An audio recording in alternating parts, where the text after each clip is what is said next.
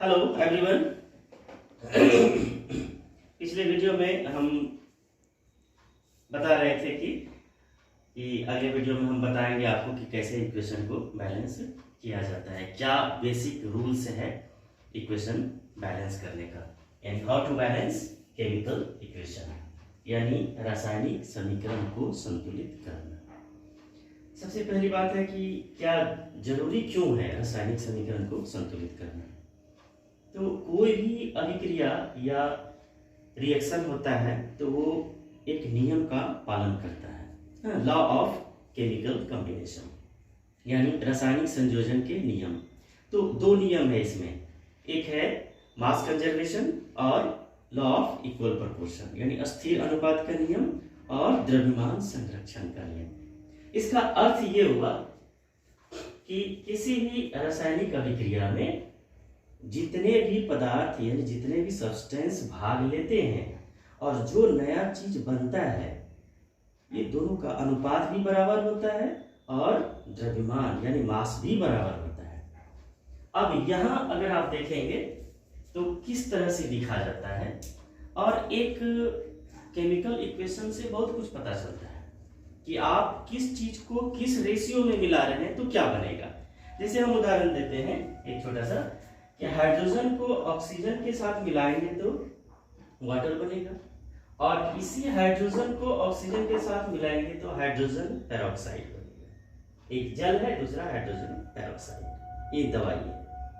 और भी बहुत है, कार्बन को ऑक्सीजन से मिलाएंगे तो कार्बन डाइऑक्साइड, आप जानते हैं, और कार्बन को ऑक्सीजन से मिलाएंगे तो कार्बन मोनोऑक्साइड। तो बड़ा प्रश्न है यहाँ कि जब एक ही चीज को दूसरे से मिलाते हैं दो अलग अलग चीज बनता है, इसका अर्थ है कि अलग अलग अनुपात में मिलाना होगा, अलग अलग रेशियो में मिलाना होगा, तभी अलग अलग चीज बनेगा।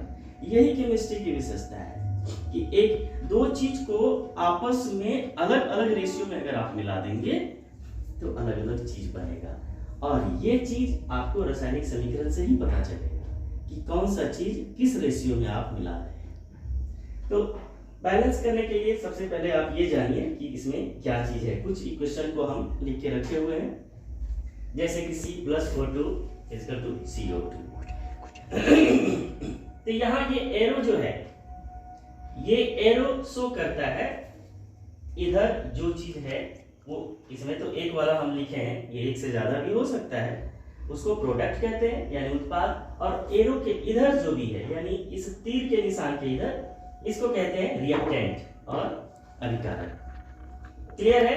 यानी इस तीर के इधर जो भी है वो सब रिएक्टेंट है, और इस तीर के इस तरफ जो है उसको प्रोडक्ट कहते हैं।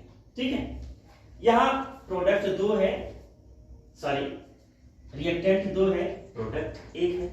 जरूरी नहीं है, रिएक्टेंट एक भी हो सकता है, प्रोडक्ट दो भी हो सकता है। एज फॉर एग्जाम्पल जैसे H2O, इसको अगर इसमें इलेक्ट्रिक डालेंगे तो H2+O2 आ जाएगा, तो ये भी प्रोडक्ट हुआ।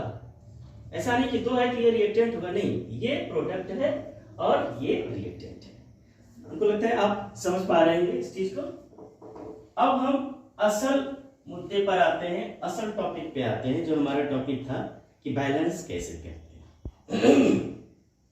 तो सबसे पहले ये देखिए, ये तो रिएक्टेंट और प्रोडक्ट आप समझ ही गए।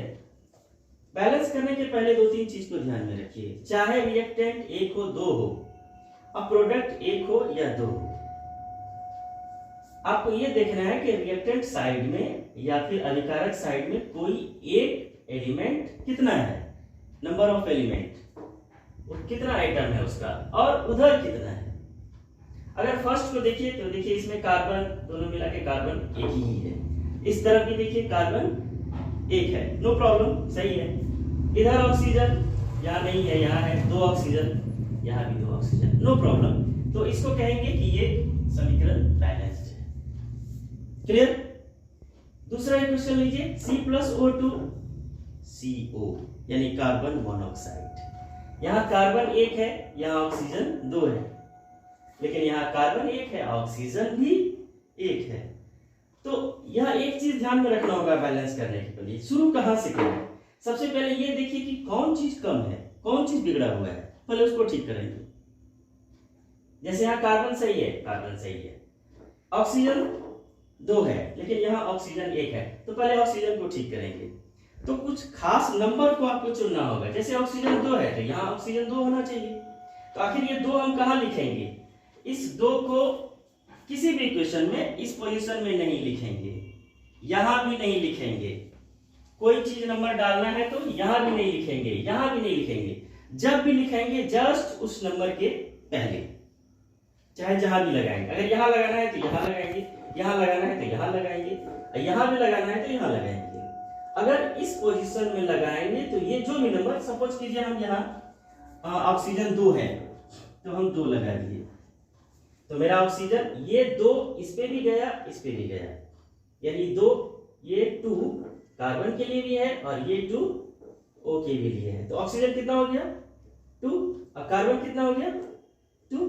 अब यहाँ एक चीज हुआ, कभी कभी होता क्या है, एक पुरानी कहावत है आप सुने होंगे कि एक को मनाओ तो दूजा रूठ जाता है। ठीक है, ये जो लोकोक्ति है, ये जो डायलॉग है, ये इक्वेशन में बैलेंसिंग में एकदम फिट बैठता है। देखिए अभी हम बताते हैं आपको, C और O2 था, O को ठीक करने के लिए हम 2 को यहाँ लगाए, वो तो मेरा ठीक हो गया। अब कार्बन देखिए 2 हो गया, अब उसको नहीं देंगे तो वो बेचारा रूठ जाएगा। तो चलिए अब इसको भी दे देते हैं। ये तो वही बात हुआ कि एक बच्चा अगर उठा हुआ है, आप टॉफी निकाल के दे दिए उसको, वो खुश हो गया, और दूसरा बच्चा खुश था, लेकिन जैसे आप इसको मनाने के लिए टॉफी दीजिएगा उसका भी मूड चढ़ जाएगा, उसको भी देना होगा आपको। ये चीज यहाँ एकदम 100% लागू होता है। आइए देखते हैं दूसरा इक्वेशन, Mg+O2, मैग्नीशियम 1, यहाँ मैग्नीशियम 1, यहाँ ऑक्सीजन कितना है 2, यहाँ ऑक्सीजन 1। तो यहाँ नहीं लगाना है, यहाँ भी नहीं लगाना है, यहाँ सामने भी नहीं लगाना है, यहाँ डाल दीजिए आप 2। देखिए हो सकता है 2 डालिएगा नहीं काम करेगा, 3 डालिए, काटिए, पेंसिल से यूज कीजिए, बार बार काटिए, बार बार ठीक कीजिए, 1-2 बार, इसको कहते हैं hit and trial, bar bar use कीजिए। 2-4 बार जब करेंगे तो आपको खुद लग जाएगा। जस्ट उसी तरह जैसे कि एक स्कूल में प्यून के पास चाबी रहता है, 10-20 रूम रहता है, वो आराम से खोल लेता है, ऐसे जाएगा फटफट खोल लेगा। लेकिन वही चाबी अगर आपको थमा दिया जाएगा कि आज प्यून नहीं है, जाओ रूम खोलो, तो आप एक एक ताले में 3 बार लगाएंगे, तो ये 3 बार कभी 4 बार, तब वो ताला खुलेगा, आपको परेशान हो जाइएगा। लेकिन अगर आप रोज ये काम कुछ दिन लगातार करेंगे तो आपकी उंगली उस चाबी पर स्वतः पहुंच जाएगा और आप डालिएगा, फिर उसी तरह आप खोलने लगेंगे। तो ये वही है हिट एंड ट्रायल। रूल्स तो बहुत है बैलेंस करने का, लेकिन सबसे फिट रूल है हिट एंड ट्रायल। आप देखिए यहाँ इसका एटम इतना है, वहां इतना है, उतना डालिए, वहां डालने से अगर ये बिगड़ता है कोई बात नहीं है, पेंसिल यूज कीजिए, फिर मिटाइए, फिर कीजिए। कुछ दिन करते करते आपको ये स्वतः समझ में आ जाएगा। देखिएगा जैसे फट से लगा दीजिएगा। उसी प्रकार जैसे कि टेबल 2 3 जा 2 1 जा 2 2 2 जा 4 2 3 जा 6, बच्चा में तो ऐसे ही करते होंगे। लेकिन अभी अगर कोई पूछेगा आपको 2 5 जा, कहने की बात है, काउंटिंग नहीं करेंगे आप, तुरंत बोल दीजिएगा 2 5 जा 10 10 5 जा 50, फटाफट कर लेते हैं। कैसे कर लेते हैं? प्रैक्टिस। तो वही चीज है, एकदम आसान है। देखिए अब यहाँ 2 लगा दिए, Mg हो गया, यहाँ भी 2 दे दीजिए, देखिए बैलेंस हो गया। 2 मैग्नीशियम 2 मैग्नीशियम 2 ऑक्सीजन, देखिए 2 इसके लिए भी है, बैलेंस हो गया। इसको देखिए H2+O2 H2O, ठीक कीजिए, किसको ठीक कीजिएगा पहले? H2 सही है, अभी ऑक्सीजन सही नहीं है, ऑक्सीजन के लिए 2 लगा दीजिए, चूंकि 2 था। अब देखिए आपका वही फिर बात, एक को बनाया तो दूसरा रूठ गया। अब हाइड्रोजन 4 हो गया, जो पहले सही था, ऑक्सीजन सही हुआ लेकिन हाइड्रोजन बिगड़ गया। अब 4 हो गया, 2 × 2 4, अब यहाँ 2 लगा दीजिए, 2 × 2 4, अब ये बैलेंस हो गया। H2+O2 H2O2, देखिए ये ऑलरेडी हमको लगता है बैलेंस, हाइड्रोजन भी है 2, ऑक्सीजन भी 2 2 2।